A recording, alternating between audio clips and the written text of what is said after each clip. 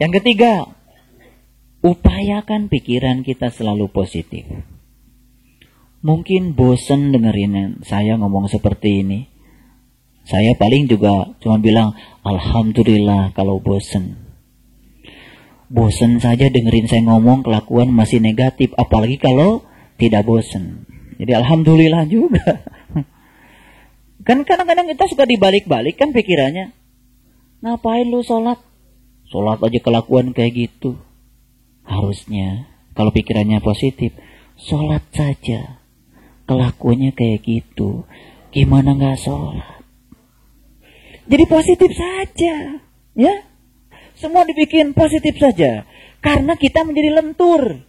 Begitu kita negatif, berat kita.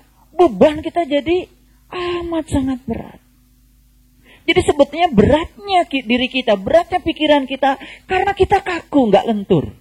Coba rasakan dengan yang 3 saja. Sudah terasa lentur? Ya, keluar dari sini tambah lentur. Ntar, lenturnya ntar dibanting-banting ke sana kemarin. Lentur banget ntar.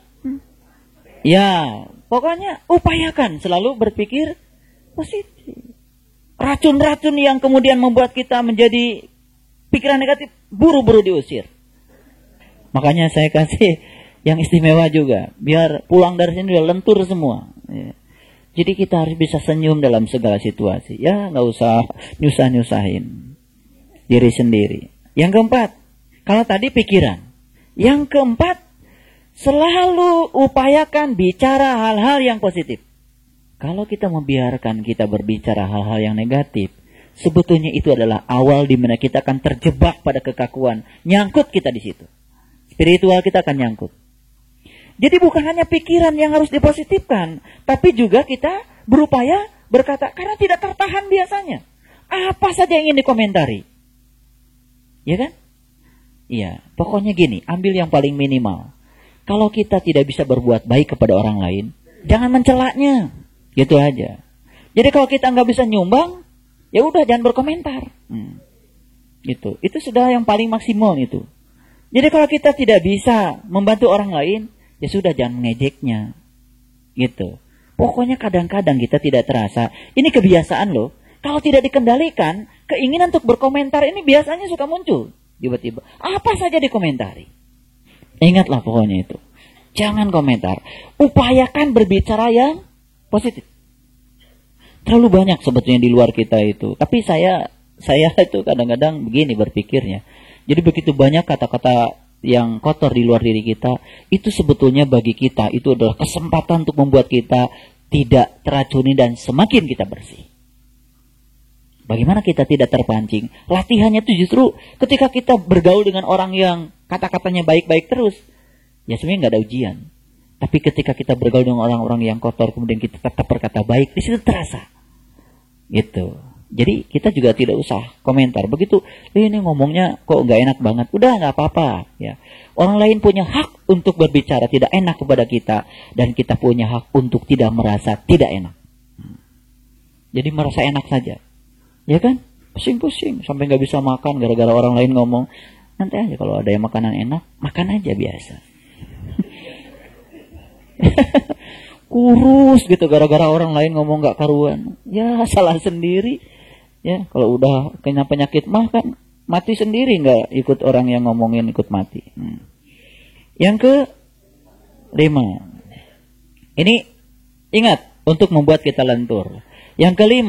Kalau tadi pikiran, yang ketiga, yang ke-4, yang ke-5 kata-kata. Jadi jangan biarkan mulut kita berkata hal-hal yang negatif. Dan yang ke-6, selalu memvisualisasikan pikiran kita pada hal-hal yang positif. Ini kata kuncinya adalah visualisasi. Tahu visualisasi? Visual itu apa?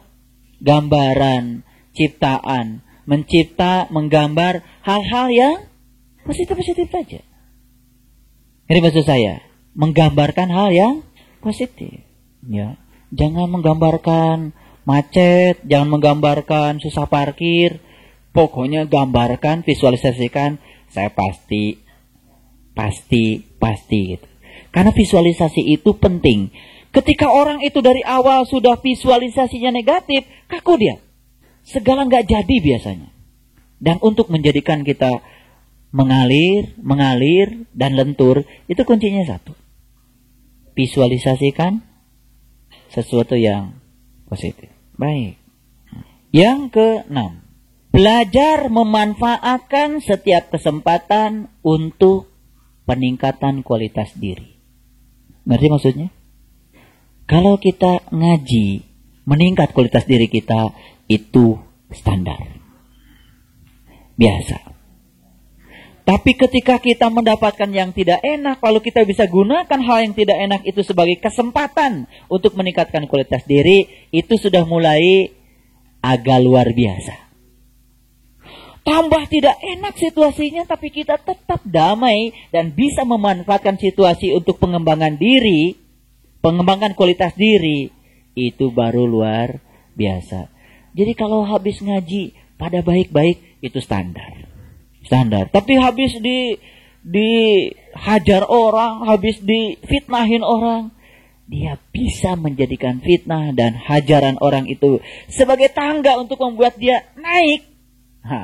Ini luar biasa. Jadi kesimpulannya apa?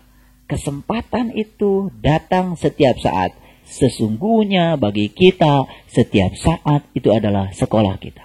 Setiap jam adalah jam pelajaran kita. Setiap orang adalah guru kita. Yang baik adalah guru kita. Yang tidak baik pun sebetulnya adalah guru kita. Sekarang mari kita gunakan setiap momen, setiap kesempatan. Itu adalah kesempatan untuk kita menjadi lebih baik.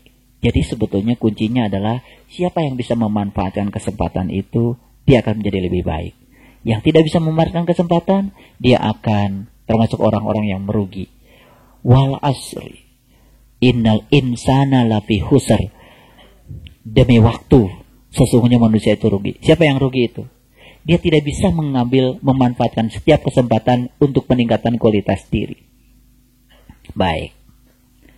Kesempatan itu begitu sangat luar biasa. Yang ketujuh, fokus pada segala hal yang bersifat peningkatan kualitas rohani. Kalau tadi itu memanfaatkan kesempatan, tidak cukup karena kita harus fokus. Nah ini kadang-kadang sebetulnya kita itu sering tidak merasakan apa-apa ketika kita itu kehilangan fokus. Dan fokus pada apa yang kita kerjakan untuk peningkatan kualitas rohani kita, itu akan menyebabkan proses percepatan pelenturan kita juga akan mudah tercapai. Yang kedelapan, ya, berusahalah untuk menjadi yang terkuat. Berusahalah untuk menjadi yang terkuat. Maksudnya apa? Jangan cengeng. Ya, jangan cengeng. Biasanya cengeng itu ketika kita sering membanding-bandingkan diri kita dengan orang lain. Padahal kita tuh memang sudah diberi porsi sendiri oleh Allah. Cuman kita tidak yakin kalau apa yang sedang kita jalani itu adalah porsi kita. Karena kita tidak pernah sukses menjadi diri kita. Coba kita perhatikan. Anjing menjadi sangat luar biasa ketika dia memerankan diri sebagai anjing. Kucing menjadi sangat luar biasa ketika dia memerankan diri sebagai kucing. Ya, jadi kucing aja yang baik. Burung menjadi luar biasa ketika dia memerankan diri sebagai burung. Sendok menjadi luar biasa ketika dia memerankan diri sebagai sendok. Gitu. Manusia juga akan menjadi luar biasa ketika dia memerankan diri sebagai manusia. Nah, sekarang ini menjadi tidak luar biasa. Kenapa? Karena banyak manusia yang mencuri peran-peran lain yang dititipkan kepada yang lain. Peran anjing diambil, peran kucing diambil, peran harimau diambil. Itu. Nah, makanya ingat buku saya. Menjadi manusia itu tujuannya apa? Supaya kita memerankan diri sebagai manusia. Kemuliaan manusia terletak pada ketika dia memerankan diri sebagai manusia. Matahari akan menjadi mulia ketika dia memerankan diri sebagai matahari. Itulah tasbihnya matahari kepada Allah. bulan menjadi bulan. Ketika dia memerankan diri sebagai bulan, itulah tasbihnya bulan kepada Allah. Jadi semua bertasbih begitu luar biasa kepada Allah. Rumput memerankan diri sebagai rumput, padi memerankan diri sebagai padi, jagung memerankan diri sebagai jagung, semua menjadi mulia. Masa kita kalah lebih mulia daripada mereka yang memerankan dirinya sesuai dengan perannya? Sekarang ini manusia banyak yang tidak memerankan diri sebagai manusia. Arti maksud saya, ya, kita sering berperan sebagai singa, ngaku, ya, monyet, luar biasa, luar biasa. Monyet suka nyuri pisang, suka cari kutu. Oh iya, cari kutu, penting juga itu, cari kutu. Baik, yang ke-9, kesombongan adalah awal kehancuran. Orang yang ingin dipuji-puji, ingin disanjung-sanjung, lentur atau kaku. Kalau bergaul dengan orang yang seperti itu rasanya berat gitu. Mau muji, berat. Nggak dipuji, dia yang berat. Itu kan? Mau nyanjung, ya nggak ada yang perlu disanjung sih sama dia. Itu kan? Biasa-biasa aja. Tapi nggak disanjung, kasihan dia, gitu kan? Gitu. Berat gitu. Nah makanya sesungguhnya ya ketika seseorang itu ya masih ya sering menyombongkan kesombongannya atau menyombongkan ketidaksombongannya, itu juga suatu kesombongan. Ketika dia masih didominasi oleh itu, dia menjadi hancur karena kaku. Yang kaku betul nggak mudah hancur. Kenapa gelas mudah pecah? Karena kaku.